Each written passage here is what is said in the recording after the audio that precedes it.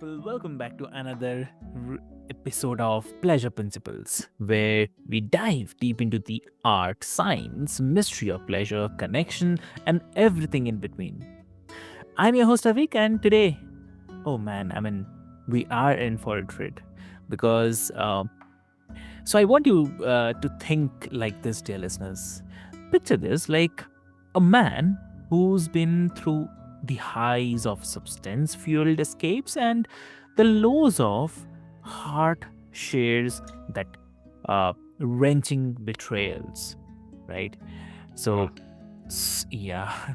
So, someone who's taken those experiences, churned them into the wisdom, and now shares that raw, unfiltered journey with thousands of people. Yep. From navigating the digital dating world to investigating cults. Yes, it's Yes, cults. Yeah. yes, And even the scam baiting. So yes. my guest today has walked through the fire and come out radiating authenticity. Yes, dear listeners. So please welcome to the mic Andrew Peters. So welcome to the show, Andrew. Avik, thank you so much for having me, and what a fantastic introduction because you pretty much nailed it. You got everything, wha- everything that I'm involved in today. You got it right. Yeah. Thank you so much, Andrew. And I really, really, I truly believe this should go out with people, a lot of people, not only thousands. It shouldn't be limited to any numbers. It should go to No, a lot of people. Yeah. the topics that I cover go from everything from dating all the way, like you said, to cults, all the way to scams, and that's like one of the top three Mm. problems in our society today is everything, Yeah. not top 3, I should say, but some of the, the most prevalent Mhm. topics. Yeah. Exactly. So, Andrew, like your story, it reads like definitely epic. Substances, heartbreak, cult investigations, scam baiting. It's got everything. But I want to start uh, something with the pleasure, like in your journey from addiction and the codependency to reclaiming your power. How did your relationship with that pleasure change? Well, let's start with the fact that I'm 65 years old, which Mhm. just blows my mind because Mm. for those who are younger, when you're 30 and 40, you think 65 is really old. It's not. When you get to Yeah. 65, your mind still thinks you're 30, but of course the body doesn't agree. So all my life, Avik, Mm. I was brought up in a very wealthy, humble home. My parents Mhm. were married to death did them part. They both were married, and then each of them passed within a couple of years of each other.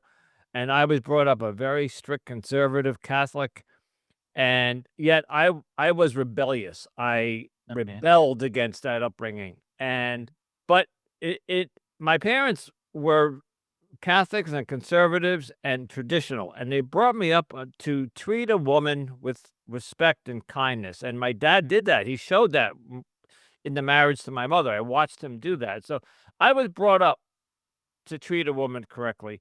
So my whole life, I got married at 25, and Mm. the woman I married was somebody I worked with, and we had several kids together.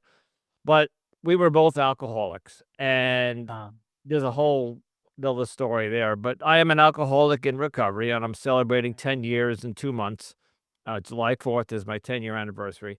But anyway, back in the marriage days, the marriage just didn't work. So in 1992, I got divorced, and part of my story is that I'm a codependent. I mm. can't be single. I have to have a Okay. woman on my arms. So I jumped into literally another relationship, and Mhm. that became like a common law marriage. We didn't get married, but Okay. we lived together for 10 years, and we had our third I had my third child, so I have 3 boys. Okay.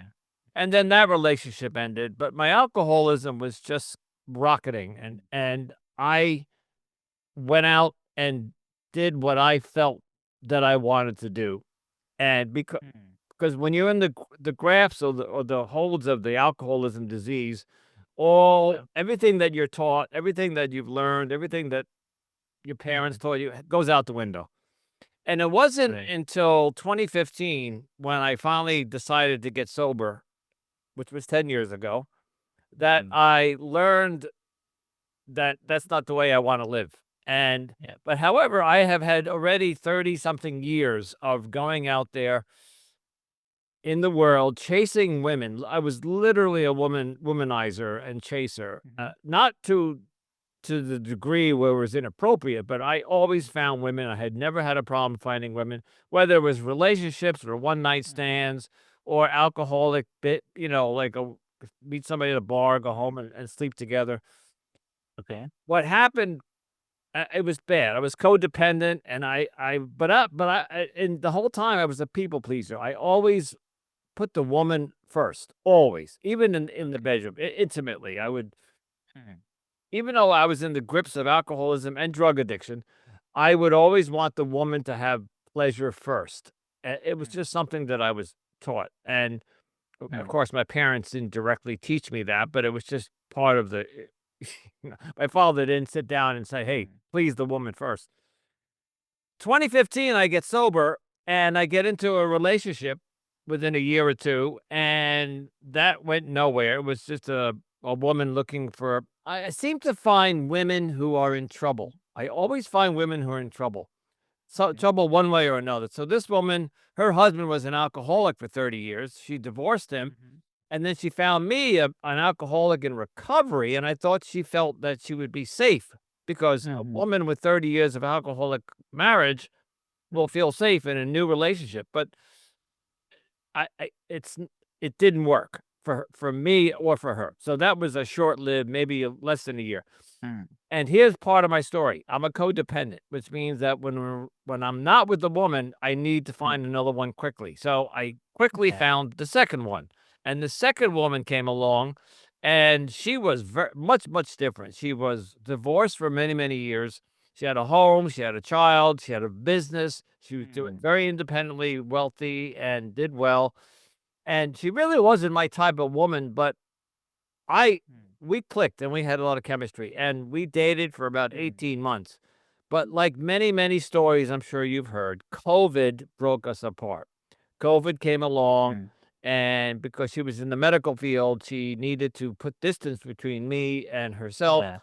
So, and I didn't like that. I said, we've been together for almost 2 years. Why would you? She said to me, I can't see you until Mhm. COVID's over. And so Yeah. that I ended that relationship because I wasn't happy with her boundaries. She Mhm. established boundaries and I wasn't happy with them. And in Mhm. typical fashion of codependency, I jumped into a third relationship. Now, mind you, this is all during my sobriety. So, the third relationship, I found another woman with a lot of baggage, a lot. Like she had many issues. But Avik, she was Yeah. a beauty queen from South America. She Mhm. was a Miss Universe contestant back in the 1999 or something. Mhm. And she was a absolutely beautiful Latina. And Mhm. I have a thing for Latinas. And I'm your typical American Mhm. gringo. I'm New York born and bred. And Mhm. anyway, so we clicked. But Mhm. she came from a marriage of 20 years, and her husband, she married the man that she came up from South America with, Mhm. and he cheated on her. So she had issues because she was very beautiful, but she couldn't understand why a husband would cheat on somebody so beautiful. Her ego was bruised. So she put herself on a dating app literally a month after the divorce papers were signed. And I'm sure you may have discussed this in the past, and if you haven't, Mhm. you can't get into another relationship after 20 years. You need time to grieve, to process, to to Mhm. to be to change, to whatever. You need grief time. But when I saw her on eHarmony, and that was the dating site, Mhm. we clicked, we dated, and instantly fell in love.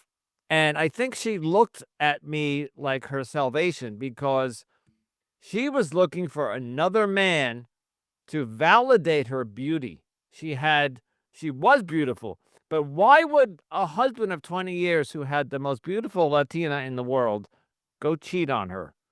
And that blew her ego. That her ego was just shattered. So I think she needed to go out and find another man to validate her beauty, and that was me.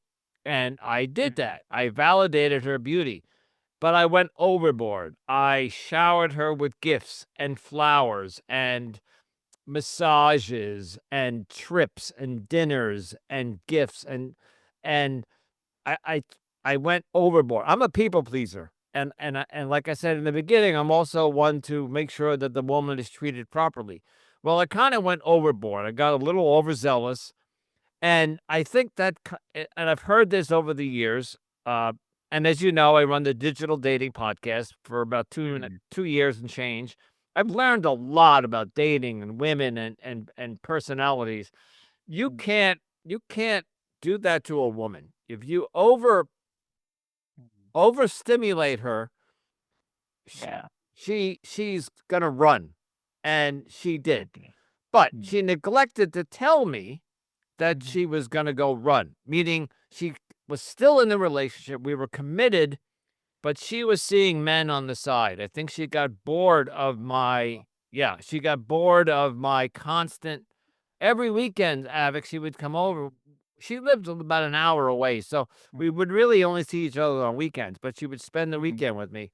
And she would have flowers, and I'd make sure she had her favorite Latina dish ready. I would make sure I went grocery shopping.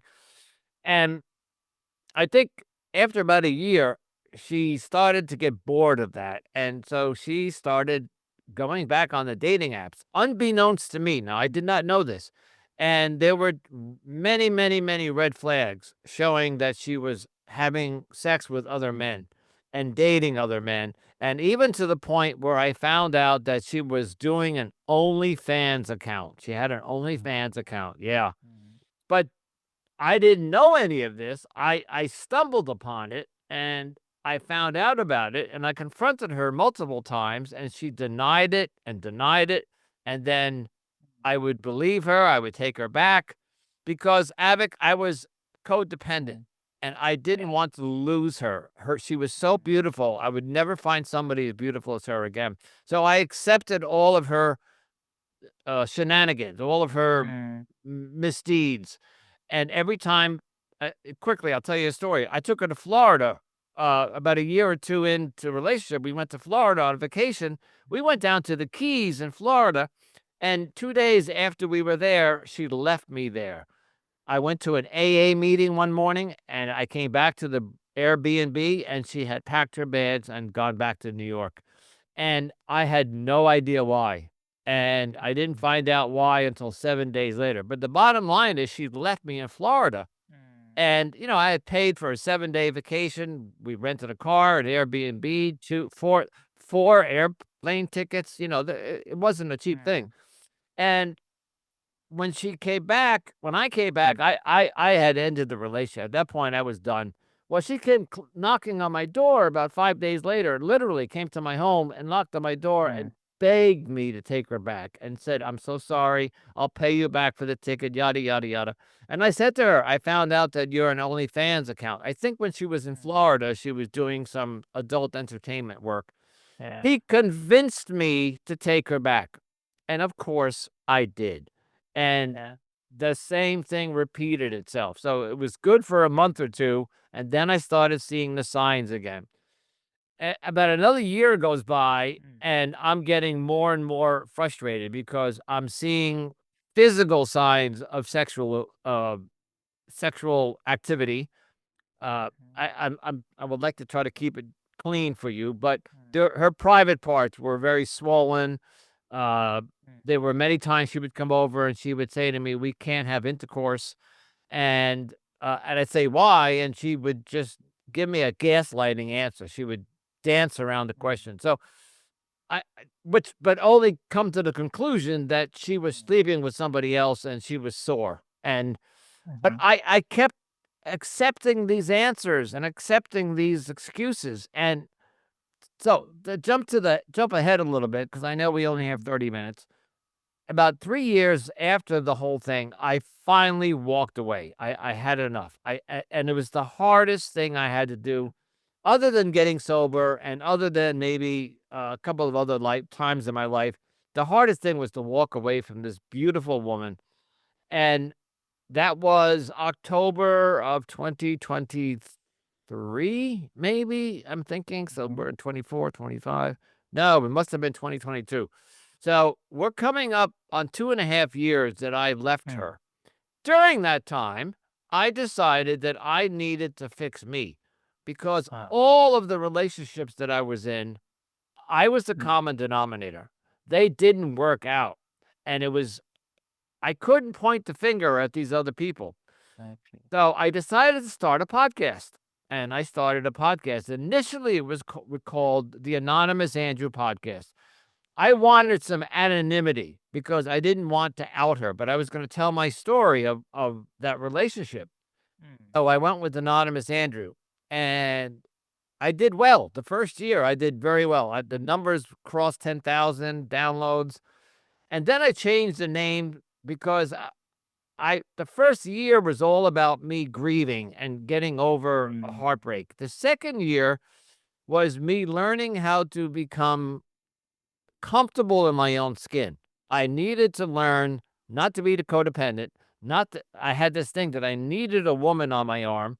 So the second season was all about learning how to be comfortable in your own skin, not having to have a relationship.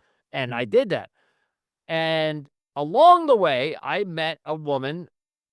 Well, it's kind of a complicated story, but I'll keep it very brief. Mm. There was a woman approached me from England who was a music producer, and she was in a relationship called the Twin Flames. Okay. In other words, her fiance and her considered themselves a twin flame, which is a Greek mythology concept. There's only a certain number of twin flames according to the Greeks. However, there is a cult, an online cult called the Twin Flames Universe, and they're online, and Mm. Amazon and Netflix did a documentary on them that are taking advantage of this concept, and they're charging young people a lot of money to join their organization. They promise that they'll Mm. find them a twin flame. Anyway, I did an investigation on them because of this woman who came from England and wanted to do a story, and I got interested in cults. So Ah. but cults and dating don't mix, right? They have nothing to do with Mm. each other. So I spun off a new podcast about cults, and that's called Cultimatum, the culture of cults and human trafficking. Mm. And that's doing very well. That one has actually surpassed my dating podcast. Oh. So but that's fine. I'm the executive producer and I have a co-host. Anyway, that's how I got into cults. We're coming up on a year of our celebration. We're doing a very special anniversary episode tomorrow. Mhm. And in between some of my dating episodes, Mm. I had issues with things in life, like traffic or customer service problems. And Mm. I came up with a project called the Weekend Rant where I would come on and I would record about 40 minutes of a problem that I had that week. So maybe I was at let's say the grocery store and I don't know. Mm. Or no, another example. I was coming home from work and there was a traffic jam because of construction. And it bothered me that the New York City Department of Transportation is congesting the area around JFK Airport. Anyway, the point is like Okay. I come on the microphone and I vent my frustrations about certain things that we all go through in life: traffic, Mm. customer service. I can make you a laundry list, and that episode did very very well. I got a big response on those episodes, so I took that and made it a podcast. So I have 3 podcasts now. So digital Wow. dating, Cultimatum, and then in a podcast called The Weekend Rant. And they're all nothing to do with dating. They all have their own topic. But Mm. anyway, let's go back to digital dating. So in the digital dating podcast, I am now in my 4th season, and we are now covering what is going on in the modern dating culture. Mm. So I don't know your relationship status, but Mhm. in the world of dating, it has changed dramatically from 15, Yeah. 20 years ago. And we did have dating apps 15 years ago. They were born pretty much around 2012. Tinder was one of the first ones around Mm. 2012. And even back in 2008, we had eHarmony and Mm. Match.com were desktop. They weren't apps, they were desktop websites. Yeah. And back then, it was very easy to get a date. It was people were honest, people were pleasant with each other, people there was no such thing as ghosting, there was no such thing as True. deal breakers. And today, as you probably know, there's romance scams. If Yeah. if you voted for Trump or if you didn't vote for Trump, they don't want to talk to you. So Mm. if you don't have a valid passport, they don't want to talk to you. Uh, uh, the, the the women's profiles today have a Mm. specific list of deal breakers. Anyway, so I'm diving into the world of modern dating today Mm. as I'm trying to get back out there and start dating again. And in those 2.5 years that I stayed single, I did a lot of work on myself. Mhm. Besides building this podcast business, I have learned that it's okay to be alone. It's okay That. to be in my own skin. That nothing's going to happen to me. Because I was deathly afraid of losing any girlfriend in the past couple of years. So I'm going to stop there and let you ask any questions because I know I just. No, no, that's very awesome. That's really awesome. Thank you so much for sharing that. And it's actually clears everything. So that's much important. And also, like you have shared that podcasting itself became the therapeutic for you, a space Yes. to process, rant, reflect. So do you feel that creative expression can be a kind of form of pleasure in its own right? That podcasting itself? Mm-hmm. Yes. Yeah, yeah. Well, I used it as therapy. Mm-hmm. When I left that relationship with the Latina, I thought I was the only guy in the world that got gaslit, Mm. that got lied to, that got cheated on, Mm. that got left in Florida, and I was also very ashamed that I allowed this to happen to me. Uh, Mhm. because I'm an intelligent guy. In my day job, I'm an IT director. I build networks, and Mhm. I've been with the same company for 25 years. So I'm not going to tell you that I'm a genius, but I'm a smart, intelligent guy, and I Mm. had a very good education, and I was brought up well. But how did this woman scam me? And I don't mean scam in the sense of financial, but she somehow manipulated the relationship the way she wanted it to go, Mm. and I allowed it. And even though Mm. I tried to establish boundaries, she crossed every boundary, and I didn't stop her.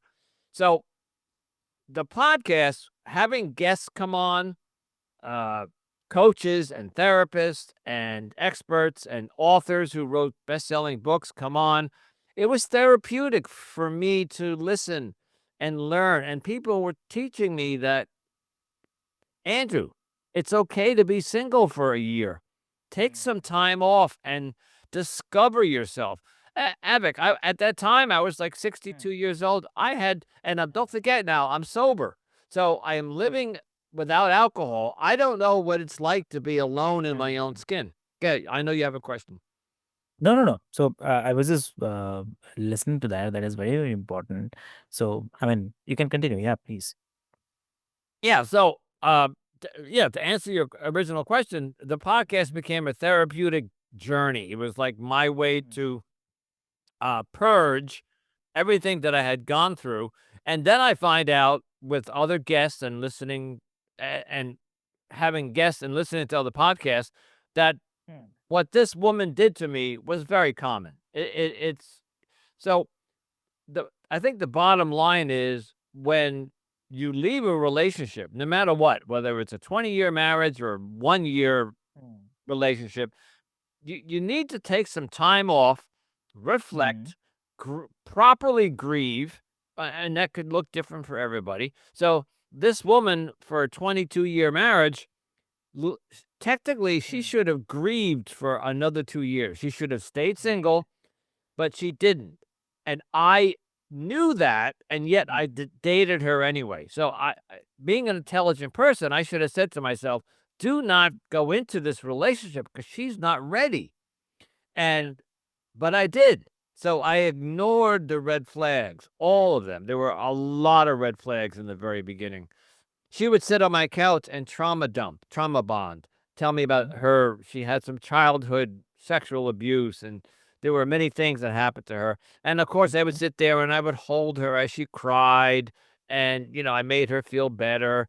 And this is what gave her like comfort, and it nurtured the beginning of our relationship. She felt that she could trust and lean on me, but ultimately, the rest of the story you heard, she decided to go out, but the podcast itself healed me because I got to understand what happened to me, how to prevent it from happening again. And one of the things that I want to talk about quickly, because the name of your podcast is Pleasure Principles. It's all about intimacy. True. I think even though today's world is a younger generation that's going out there, there's a lot of hookups. People are hooking up on Tinder. They're one night stands. I had a conversation with a guest the other day about whining and dining. So if I take a woman out to dinner for a lavish dinner, that I should expect sex at the end of that dinner, and that's the old fashioned male chauvinistic approach to dating, and that's not me. I take a woman out to dinner, whether it's a nice casual dinner or a very expensive dinner. I do not expect sex afterwards. And yet, I'm seeing in today's world on social media that the younger generation today, they don't even have dinner. They hook up on Tinder and they go meet up at a motel, or they go to the person's house or apartment. I live outside of Manhattan and I know what's going on. People are just hooking up in the middle of the day, 3 o'clock in the afternoon. They see somebody. Hey, you want to? Can I curse? All right, all right. Do you want to go have sex? And they meet up and they have sex, and then they go their own way. And I'm not judging. If that's your thing, great.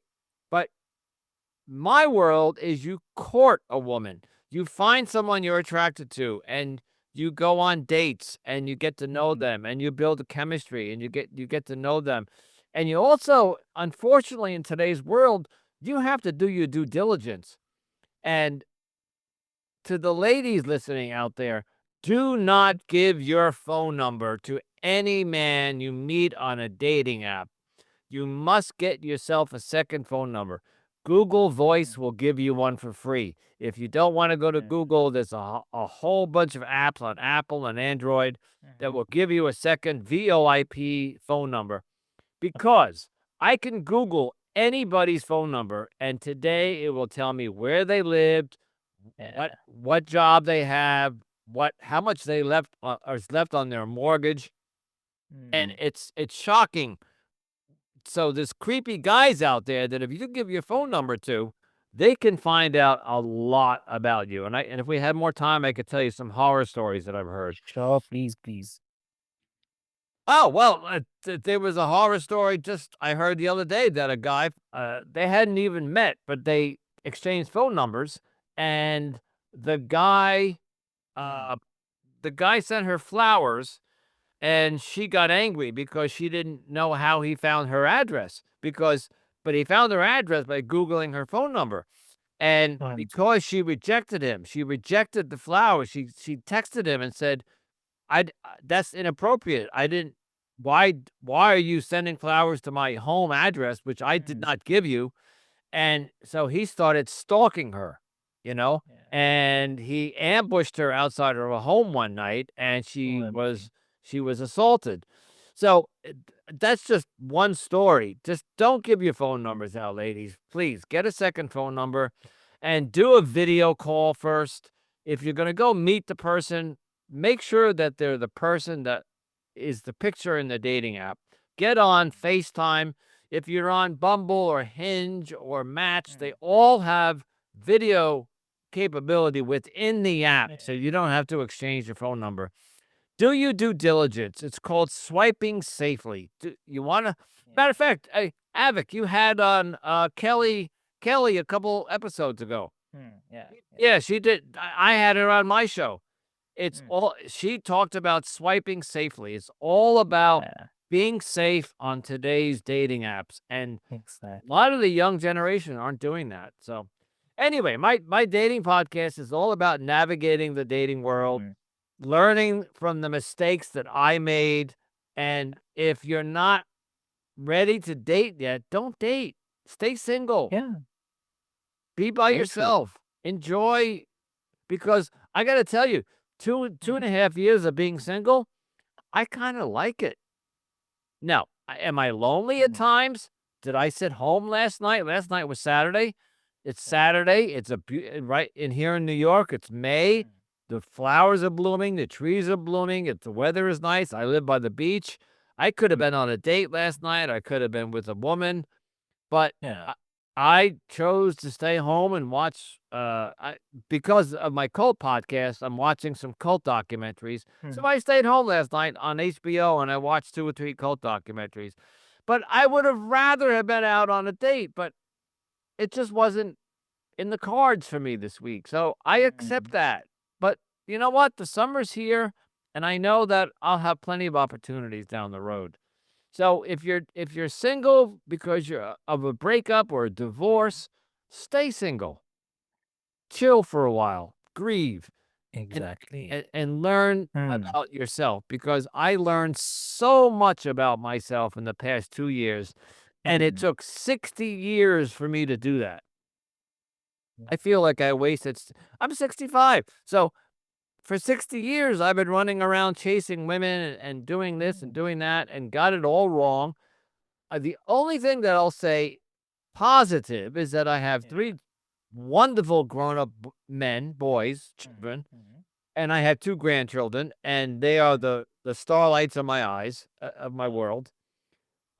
But other than that, I regret everything that I have done in the past 50 years. Mm. It's just been one mistake after the other. Now I'm Yeah. comfortable. Uh, I could tell you another quick story. I was Mm. dating somebody just last week. We went on a date, Okay. and then the next day she went on a cruise. Mm. And, the date we went to dinner the night before, Mm. and we had a great time, and we made plans to go out after she got back from the cruise, which was only 7 Mhm. days later. She comes back 7 days later. We texted during the date during her cruise. We said Mm. hello, and I didn't over text her. I just 1 or 2 texts, "Hey, I hope you're having a great Mm. time." She came back, she got sick. She came back with vertigo, because people can get sick from being on a cruise, and she was Mm. infected with a sinus infection. She got some sort of illness from the ship, and Mm. when she got back, I contacted her and I said, "Hey, when can we go on our second date?" Mm. And she got, I don't wanna say angry, she got snippy and Okay. said something like, I'm sick." And Mm. this is another thing I've learned. You have to listen to what the woman says. Don't ignore. Yeah. So she was trying to tell me, right now, I'm not doing well. I'm sick. I have a sinus infection, Mm. and 3 days after my cruise, I can't even get out of bed. And all I Mm. was thinking about was our next date. And Yeah. I had to pull back and say, "Wait a minute. This woman is telling me she's not in a good place. Let her go. Let her be." And that's what I did. And that was about 5 days ago, and I haven't heard from Mm. her, and that's okay. But 5 or 10 years ago, I would have been pulling my hair out going, "What did I do wrong? What did I do wrong?" I didn't do anything wrong. She was having a bad day or a bad week Mm. for reasons because she was sick. So I've learned so much, Avik, so much. Yeah. Just take some time off and be with yourself and learn and Exactly. listen to podcasts like yours and mine and Yeah. anything for mental. I also I live with bipolar disorder, so I know you have another podcast, Mhm. Happy Mind Mental Health something. Yeah. Yeah. That's Mental. Yeah. Yeah, great podcast, really wonderful podcast, and I live with bipolar disorder, so I don't know. One day, if you'd like, I come on there and talk about that as Yeah, well. why not? Definitely, definitely. Because I also been. I mean, if you have seen my website, so I tried to put not all the things, because not everything I can also showcase or write on Right. the website. But I mean, I have tried to put down what I also been through in my life, and why I started Healthy Mind by Awake. So that is also a kind of journey. I mean, yes. So my main aim is to reach out to a lot of people, tell them, see, I have done this mistake. You do not do that. So that is something which I also I mean trust. And I'll add one more thing. Mm, During the past 2 years, while I was staying single and grieving and learning about myself, I also decided to get healthy mm, because I was not healthy. I was not eating yeah. correctly. I wasn't exercising. Now, I've Mm, been a tennis player all my life, and I've been wow. I'm a bicyclist, but I've also had my hips replaced because of, Oh.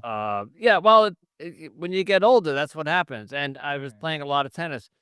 But important, not only is to take care of the mind, is to take mm, care of the body. And so now I make sure I get 8 hours sleep every night. I make sure that I don't eat too much sugar and too much salt, and I hydrate. I don't drink anything mm, but water or any kind of non-caffeinated. I don't know if you I'm holding up a mm, cup here of yeah. non-caffeinated tea. This is Mulan